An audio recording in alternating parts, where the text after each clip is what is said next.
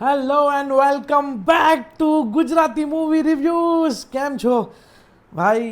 વચ્ચે બ્રેક લાગી ગઈ હતી. જે લોકોને નહીં ખબર એ લોકો ઇન્સ્ટાગ્રામ પર જઈને મારો વિડીયો જોઈ લે, એ લોકોને ખબર પડી જશે. અકાઉન્ટ મારું સસ્પેન્ડ થઈ ગયું હતું ભાઈ. જો હવે તો આમ લખીને બેસવું પડે છે કરવા, કારણ કે મેં હવે ડિસાઇડ કર્યું છે કે આમ અનઇન્જર્ડ બોલીશ, બટ કંઈ પણ નહીં બોલી દઉં. થોડું સ્ક્રિપ્ટ લખીને બોલવું પડશે, કારણ કે મેં જોઈ લીધું શું થાય છે, કોન્સિક્વન્સીસ. કંઈ બી આમ તમે મોઢું ખોલીને હગી દો ને તો અકાઉન્ટ જતા રહે. તો મેં જોવા ગયો તો ભાઈ સાહેબ Kabandha. Okay, so let start with સૌથી પહેલી વસ્તુ કે જેનરિક ઓડિયન્સને ગમશે કે નહીં.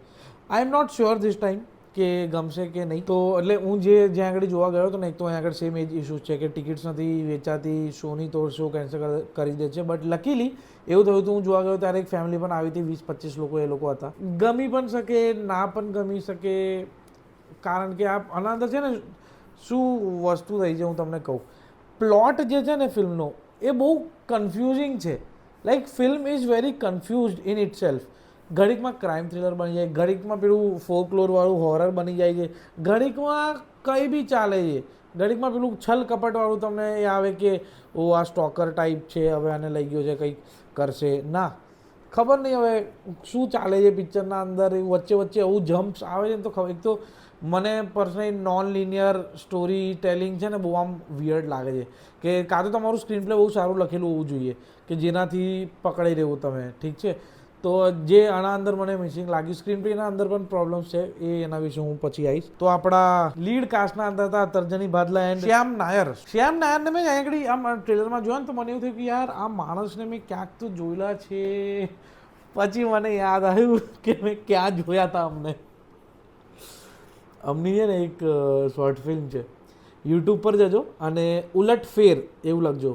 ઉલટ ફેર લખશો ને તો એમાં તક્ષત મુનશી પણ છે, તો એ થંબનેલમાં પણ છે તક્ષતભાઈ. એ વાળું જરા શોર્ટ ફિલ્મ જોજો.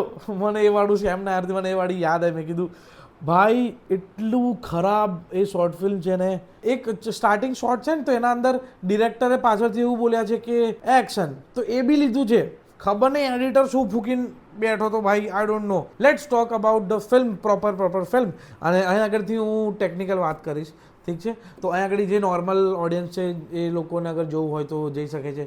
જે થોડું રોસ્ટિંગ માટે આવ્યા છે એ લોકો રોકાવ, હજુ રોસ્ટ થશે આના અંદર, કારણ કે એડિટરે જે મારું મગજ ફાડ્યું છે. ફિલ્મ સ્ટાર્ટ થાય છે તો એક પૂરા જૂનો એરા બતાવે છે, 1906, ઠીક છે. તો 1906 કબંદાનું જે ટેક્સ્ટ જે છે એનું ટેક્સ્ટ સ્ટાઇલ એક છે, આમ સિલ્વર કલરનું એના અંદર લખેલું આવે છે, ઠીક છે. દરેક ફિલ્મનું એક હોય જે સેપરેટ ટેક્સ્ટ સ્ટાઇલ હોય, અને એના અંદર જે લોકોએ મોસ્ટલી ફોન્ટ્સ અંદર યુઝ કર્યા હોય. આના અંદર 1906 લખીને આવે છે ને, તો એના ઉપર સબટાઇટલ્સ લખીને આવી જાય છે. મારે શું જોવું મને કહો, ઠીક છે. ચલો આ તો ચાલે. હવે 1906 ખાલી યર જ જોવાનું હતું મારે, વાંધો નહીં. આગળ જઈને એક જગ્યા પર પાછું એવું આવે છે કે તો એના ઉપર સબટાઇટલ્સ લખેલા છે. મેં કીધું આ શું, આ લોકો ફાઇનલ એક્સપોર્ટ કાઢતા પહેલાં ચેક વેક નહીં કરતા કે શું? કાં તો ચલો એડિટરે 500 વાર જોયું હોય, એકવાર ડિરેક્ટર તો જોવે કે નહીં ભાઈ, એવું. અને પછી હા, જે એના અંદર બેઝિકલી એના અંદર એક ફોકલોર છે, તો એની એક બેક સ્ટોરી બતાવે છે. તો and personally I love films જેના અંદર થોડું ફોકલોર હોય, જેના અંદર થોડું આમ રિલિજિયસ સ્ટોરી પાછળ કંઈ દાનવની કે દેવની હોય. મને બહુ ફેસિનેટિંગ લાગતી હોય છે એવી ફિલ્મ્સ.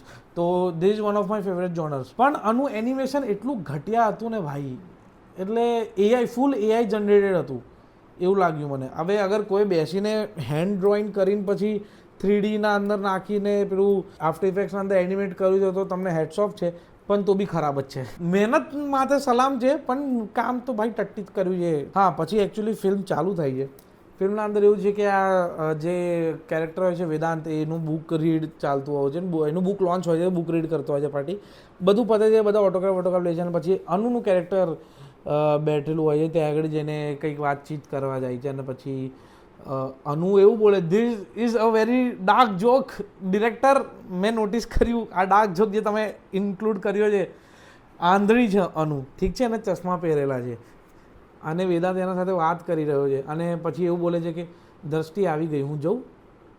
મેં કીધું હે, એના ફ્રેન્ડનું નામ દ્રષ્ટિ છે, એ આવી ગઈ. મેં કીધું વાહ બ્રો વાહ, ગજબ. પછી હા, પછી બહાર જતા હતા વેદાંત એવું કહે છે અનુને કે એના માટે એની શું જરૂર, એટલે બેઝિકલી બુક રીડ, એને પૂછ્યું હશે કે તારું પ્લાન શું છે, તો એને કીધું કે કશું દ્રષ્ટિ સાથે જઈશ અને બુક રીડ કરવાની છે મને, કારણ કે એ આંધળી છે તો ઓબ્વિયસલી ના વાંચી શકે ને. તો પહેલાં એ કીધું કે I can do this, like it would be a good book reading date. Bro is so despo, he wants to bang a blind girl. કયા લેવલ પર પહોંચી ગયો તો ભાઈ Vedant. Vedant is like bro હવે તો આંધળી પણ ચાલશે. Bro just wanted to bang that girl so bad. એને અનુ ગમી ગઈ ભાઈ, ગજબ ગમી ગઈ એને. અને આના પછી એ વસ્તુ ચાલુ થાય છે કે જેને જોઈને મારી આંખોમાંથી લોહી, પાછળથી ટટ્ટી, બગલોમાંથી પસીનો અને કાનમાંથી પડદા એમ જાતે નીકળી ગયા. ક્રેડિટ્સ રોલ થવાના ચાલુ થાય છે. ઠીક છે, આવડા મોટા મોટા ફોન્ટમાં આખા સ્ક્રીનમાં લખેલું છે. અનુનું કેરેક્ટર અહીંયા આગળ છે, બેઠું છે ગાડીના અંદર. વેદાંતનું કેરેક્ટર અહીંયા આગળ, એમના મોઢા પર લખી દીધું કે હા સ્ક્રિપ્ટ સુપરવાઇઝર કોણ હતું, હા પ્રોડક્શન ડિઝાઇનર કોણ હતું, પ્રોડક્શન મેનેજર કોણ હતું. અલા નીચે મૂક, નીચે લખ. અને ધ વર્સ્ટ પાર્ટ ઇઝ, સૌથી પહેલું લેયર છે ક્રેડિટ્સનું, એના ઉપર સબટાઇટલ્સ અને એના પાછળ બધાના પાછળ છે એકચ્યુઅલ શોટ. મારે શું જોવું મારા ભાઈ? અને સિનેમેટોગ્રાફી મને બહુ એટલી ઇમ્પ્રેસિવ ના લાગી, ઠીકઠાક હતી. એક બે જગ્યા પર શોટ્સ મને સારા લાગે, એ વિશે હું આગળ વાત કરીશ. અને ડ્રોન, માં કસમ, પહેલો ડ્રોન શોટ જે લાગે છે ગાડીનું, જ્યારે આ લોકો ત્યાં આગળ ફાર્મ હાઉસ પર, જે સો કોલ્ડ ફાર્મ હાઉસ પર જઈ રહ્યા હોય છે, ડ્રોન સ્ટેબલ થઈ રહ્યું હોય છે કે ડ્રોન આમ બેઝિકલી, જો હવે હું તમને સમજાવું, જે લોકો હજુ સુધી જોઈ રહ્યા છે વિડીયો, જે લોકોને નથી નોલેજ, ડ્રોનનું શું હોય ને, કેમેરાનું કેવું હોય કે તમે પોઝિશન પર જાઓ, તમે લોક કરો કે મારા અહીંથી આમ કરવાનું છે, પછી તમે એને ઓન કરો. ડ્રોનમાં એવું ના હોય. ડ્રોનમાં શું કરે, એકવાર, કારણ કે 10 મિનિટ મેક્સ ટુ મેક્સ 17 થી 18 મિનિટ ડ્રોનનું ફ્લાઇટ ટાઈમ હોય બેટરીને લઈને, ઠીક છે. તો એ લોકો શું કરે, એ લોકો ચાલુ જ રાખે કે ભાઈ જે મળે. તો પહેલાં એક આવો રોલિંગ શોટ લે પાયલટ, પછી બીજી પોઝિશન પર જાય, અને પછી તો જે બીજી પોઝિશન પર જાય ને ત્યાં સુધી બંધ ના કરે, કારણ કે કંઈક સારો શોટ મળી જાય તો. પણ એ લેવાનું ના હોય એડિટના અંદર, એ એડિટના અંદર છે. I was like bro, he was repositioning the drone for the next shot. ભાઈ તમે જે પણ એડિટર છે, બહુ કાઇન્ડલી કહું છું, પ્લીઝ તમે જાતે જઈને પિક્ચર એકવાર જોજો. તમે કોઈ પિક્ચર જોવા જાઓ ને આટલા મોટા મોટા ક્રેડિટ લખેલા આવે તમારા શોર્ટના ઉપર, તો સારું લાગશે? હે, એવું લાગતું હતું મને અમિતાભ બચ્ચનનું પેલું 90-80ની પિક્ચરો ના જોતા હોય આપણે, આટલા મોટા મોટા અક્ષરોના અંદર લખેલું આવે ને એ ફોન્ટ બી એટલા ખરાબ. એટલું યલો કલર કોણ વાપરેલા યાર હોરર પિક્ચરના અંદર? Fucking use red white colour palette. તમારા પિક્ચરની કલર પેલેટ છે silver, grey, white, red, maroon. આ કલર પેલેટમાંથી એક બી વસ્તુ નહીં એના અંદર. હું બહુ સેફલી એ કરી રહ્યો છું કે હું એડિટર તમારા નામ લઈને તમને કંઈ ગાળો નહીં આપી રહ્યો, ફક્ત તમારા કામને ગાળો આપી રહ્યો છું, કારણ કે તમને પાછું ખોટું ના લાગી જાય કે યાર મને એવું બોલ્યો. તમને નહીં બોલ્યો, જે પણ તમે કામ કરો ને તમારી કામને ગાળ આપી રહ્યો છું, ઠીક છે? તમને પર્સનલી કશું જ નહીં કહી રહ્યો હું. Now they going to that farm house thing, ઠીક છે? એના અંદર આ લોકોનું થોડુંક સ્ટાર્ટમાં ડાન્સ વાન્સ છે, અનુ અને વેદાંતનું, પછી રોમેન્સ કરે, એ લોકો કડલ કરી રહ્યા હોય છે, અને પછી સ્પોઇલર અલર્ટ હા હવેથી, તો આમ પગના તળિયામાં ગલીપટ્ટી ચાલુ કરે છે, અને બંને 69ની પોઝિશનમાં હોય છે. Sorry to say this, but I don't think, મેં વિચાર્યું એના ઉપર 1 કલાક, there was no better way to make you understand કે એક આમ હતી, એક 69 કેવું તરત તમને આવ્યું, અચ્છા આના પગ આ બાજુ હશે, આનું મોઢું આ બાજુ હશે. થોડો ચમન તો છું, સોરી, આઈ નો. તો ગલી પછી બંને ચાલુ કરી, એના અંદર અનુ આમ લાત મારીને તો પેલો આમ કંઈ પડી ગયો, ઠીક છે ને, મરી ગયો. આ જે આખો શોર્ટ છે ને એકચ્યુઅલી 1 ટેક છે. તો very impressive, first of all very impressive. આવા લોંગ ટેક્સ ગુજરાતી ઇન્ડસ્ટ્રીના અંદર કોઈ ટ્રાય નથી કરતું, બહુ ઓછા લોકો ટ્રાય કર્યા છે, એવું નહીં કરતું કોઈ નહીં કરતું, કરે છે. હા, વેરી ઇમ્પ્રેસિવ શોટ. એને કેટલો લાંબો શોટ છે ખબર? તર્જની ઉઠે છે, પછી નીચે એને પેલું ખૂન મહેસૂસ થાય છે, પછી એને ખબર પડે છે કે વેદાંત મરી ગયો, પછી એ ફોન શોધે છે, પછી એ બહાર જાય છે, પછી બહારથી પાછી અંદર આવે છે, ત્યારે પેલો કબંદામાં બની ચૂક્યો, એટલે એ ટ્રાન્સફોર્મ થઈ ચૂક્યો હોય છે, ત્યાં સુધીનો લાંબો શોટ છે. હવે I am going more technical into this, okay? સૌથી પહેલી વસ્તુ, જ્યારે અનુ નીચે ઉતરી ત્યારે ત્યાં આગળ એને નીચે પગમાં લોહી ફીલ થયું. ભાઈ ડેડ બોડી ત્યાં છે, લોહી અહીંયા કેવી રીતે આવ્યું? અને એ ખબર પડે છે કે તમે ત્યાં આગળ લોહી નાખ્યું છે, કારણ કે છીટા જાય ને, માણસ અગર અહીં મર્યો હોય ઠોકાઈને આમ પાછળથી, તો એના ટીપા અહીં આગળ જાય. ભાઈ કોઈ પણ તમે હોરર પિક્ચર જુઓ, કોઈ પણ સારી હોરર પિક્ચર જુઓ ને, એના અંદર જ્યારે તમને મેઇન વિલન બતાવવાનો હોય ને, તો તરત રિવીલ ના કરી દેવાનું હોય, એન્ટિસિપેશન બિલ્ડ કરવાનું હોય. લાઈક પહેલાં આંગળીઓ બતાવી, પછી હાથ બતાવ્યો, પછી ખાલી ફોરહેડ બતાવ્યું, કે પછી ખાલી આંખોનો ક્લોઝ લગાવ્યો, અને એના પછી જ્યારે આવે ને તો પબ્લિકની ફાટે એક જમ્પસ્કેર આવે. આ લોકોએ ખબર શું કર્યું છે, આમ લેફ્ટ ટુ રાઈટ એક શોટ લઈ લીધો કે હો આ છે કબંદા. અને એવું નહોતું કે આના પાસે એક્સ્ટ્રા શોર્ટ્સ નહોતા. આના પછી એક શોર્ટ આવે છે રૂમના અંદર આવ્યા પછી જ્યાં આગળ તર્જની આમ બેઠી છે, ઠીક છે, સેમ પોઝિશનના અંદર તર્જની આમ બેઠી છે, આ બાજુથી કેમેરો લાગ્યો છે, અહીં આગળ હાથ આવે છે કબંદાનું, and that was more scary. અને એના પછી આમ કૂદીને તર્જનીના સામે આવી જાય છે. ઓકે, તો ભાઈ my point is to the editor, તમને એવું ના લાગ્યું કે પહેલાં પેલું વચ્ચેનું બધું સ્કીપ કરવા જેવું હતું ને અહીં આગળ તમે આમ હાથ મૂકી દીધો હોત ખાલી, અને પછી જે પગનો શોટ એવું કંઈક લીધો હોય ફોર એક્ઝામ્પલ, તો એ તો શું એન્ટિસિપેશન બિલ્ડ થાય ઓડિયન્સને કે વે આવ્યો, વે આવ્યો, વે આવ્યો, હો જમ્પ સ્કેર તો આવે. ઋષિ મુનિવાળી જે બેક સ્ટોરી છે એ વિશે કબંદા જ્યારે ટ્રાન્સફોર્મ થઈ જાય છે વેદાંતનું કેરેક્ટર, ત્યારે ઋષિ મુનિ ડાયલોગ રાઇટિંગમાં પણ બહુ બધા ઇશ્યુઝ હતા મને. એક જગ્યા પર ઋષિ મુનિને તું કહીને સંબોધિત કરે છે ને બીજી જગ્યા પર તમે કહીને બોલાવે છે. અને બીજો એક ડાયલોગ જેના અંદર એક લીટીના અંદર એવું કહે છે કે ઋષિએ મને આવું કર્યું હતું અને એમના માટે મેં કીધું વે પહેલી લાઇનમાં તેને ભાઈબંધ રીતે ટ્રીટ કર્યો, સેકન્ડ લાઇનના અંદર ઓ ઋષિ મુનિ ગુરુદેવ થઈ ગયા તમારા. વાહ. આના પછી ક્લાઇમેક્સના પહેલાં છે ને એક વસ્તુ છે, હવે આઈ ડોન્ટ નો આ એડિટરની ભૂલ છે કે થિયેટરવાળાની ભૂલ છે કે આઈ થિંક સેન્સર બોર્ડે કટ કર્યું છે, આઈ ડોન્ટ નો. બહુ બધા ડાયલોગ્સ મ્યુટ હતા. લાઈક એક્સ ફેક્ટરવાળો જે સીન છે ને એના અંદર ફક્ત મ્યુઝિક ચાલી રહ્યું છે ને ડાયલોગ નથી એના અંદર.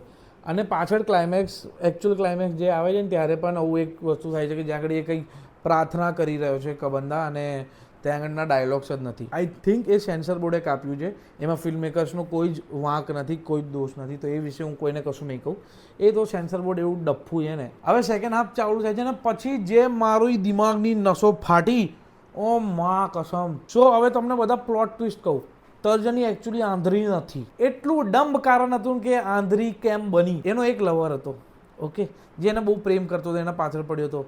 તો ધાબે મળ્યા હતા બંને. તો પેલા કીધું કે હું તારા વગર નહીં જીવી શકું, મરી જઈશ, કૂદી જઈશ. તો પેલી કીધું કૂદ, હા કૂદ તો છે નહીં, એ કરીને પેલી નીચે જતી રહી. અને લિફ્ટમાં નીચે ઉતરી, ચશ્મા પહેરીને બહાર નીકળતી એટલામાંથી ઉપરથી એક ડેડ બોડી પડી. એન્ડ શી વોઝ સો શોક નથી, આગળ પબ્લિક ભેગી થઈ ગઈ અને પબ્લિકે એઝ્યુમ કરી લીધું કે આ આંધળી છે bro. And there was no.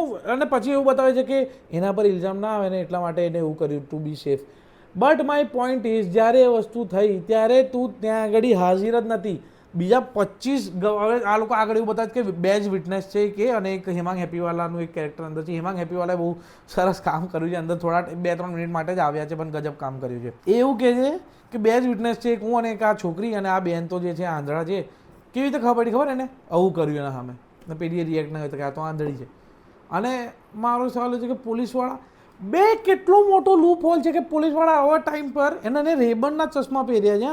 Mind it bro, ખબર નહીં આ અંધાધૂન લવર્સ રેબનના ચશ્મા પહેર્યા છે અને પોલીસવાળાએ ચેક ના કર્યું કે આંધળી છે કે નહીં. એને ગવર્મેન્ટ હોસ્પિટલની અંદર ચેક નહીં કરો તો કંઈક તો પ્રોસિજર હશે ને, એટલું તો ગયેલું ના હોય ને.